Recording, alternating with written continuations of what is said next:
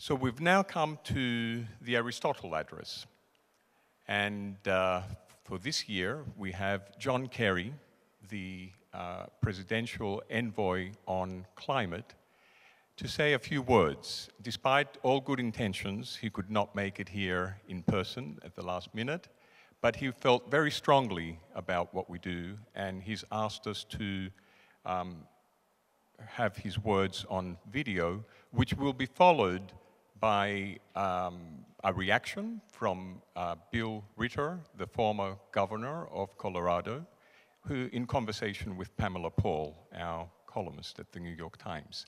And then Roger Cohen will take us through this year's global conversation on polarization. So let's hear it from John Kerry. Hello, and thank you, everyone at the Athens Democracy Forum, and thank you, Achilles, for the introduction. I really wish I could be with you all in person today, and you have no idea how hard I tried to arrange the schedule. But I am in UAE, where we are preparing for the COP in December.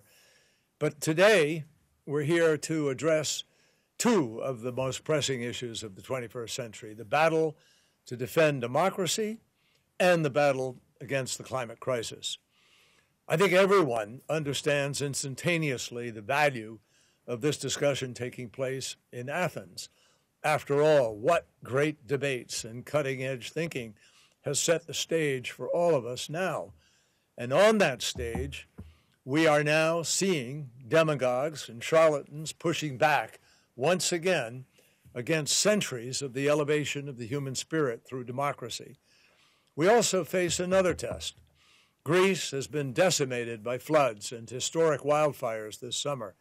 And in the north during the summer, one blaze was so powerful, it grew 4 times the size of New York City and was the largest wildfire ever on record within EU borders. It is clear, my friends, across the world, these disasters and the climate crisis aren't just increasingly threatening our environment. They are a test of the very way that we govern, and in some cases, don't. President Biden has said repeatedly, democracy stands at a crossroads, and as global scientists are telling us with increasing alarm, the planet stands at a crossroads too. The choices that we make in the next few years must prove how, in the face of growing threats, democracies can deliver for their people better than repression can or will. The stakes have literally never been higher. The climate crisis is what our military leaders call a threat multiplier. And those threats are starting now to cause disruption to the basic safety and foundation of our communities and governments. This crisis threatens our health in ways that many people haven't begun to even comprehend. Air pollution alone kills over 7 million people every year, 1 person every 5 seconds, while the availability of water in many places continues to be diminished, affecting every aspect of life. The crisis also threatens economies around the world.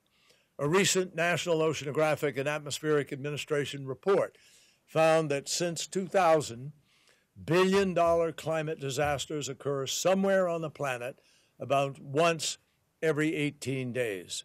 So, my friends, ask yourselves, how much sense does it make to be spending billions of dollars just to clean up the mess rather than investing some money to be able to make this transition faster? These disasters that we're experiencing threaten our safety, and increasing fragility worldwide demands much more on social services, which are then straining in the ability of governments to be able to provide for their citizens. On top of all this, as the climate crisis escalates, we're seeing bad actors use this opportunity as a moment to chip away at the democratic tenets that we've spent generations fighting for and building around. Think about, for example, freedom of speech. Environmental defenders and indigenous communities are now being targeted for their activism in defense of their homes. Brave leaders fighting against illegal deforestation deserve to have their voices emboldened, not silenced. And in some cases, we know of people who have been killed for taking their positions. Take the freedom of the press also. The spread of climate misinformation and disinformation is proliferating. And in some cases, even meteorologists are being attacked for discussing basic scientific facts and data on the news. This science needs to be on the front page, my friends, not censored. And take the freedom of assembly and right to petition. Authoritarians around the world are cracking down on even small-scale climate protests. We need to be listening to the increasing numbers of citizens in the streets, not detaining them. When democracy works as it ought to, when those in power listen to the growing calls of people, our institutions can help diffuse even the greatest dangers. Today, we need people worldwide to summon the collective will to overcome this crisis and for governments to respond to it. In 1970, 20 million people across the United States participated in the first ever Earth Day. I was proud to be among them. That call to action from engaged citizens led to remarkable landmark legislation, and it really led to the beginning of a global environmental movement that has not waned. But then, as now, people in the streets can't do the job alone. Governments the world over have to respond to the needs, the felt needs of people and the expressed needs of people. One of my predecessors, Madeleine Albright, is well known for saying, institutions of democracy must deliver. People want to vote and eat. I would add that they want to vote and breathe clean air. They want clean and more affordable choices, from how they drive their cars to how they heat their homes, how they light their factories, how they manufacture their goods. The truth is, democracies can deliver that.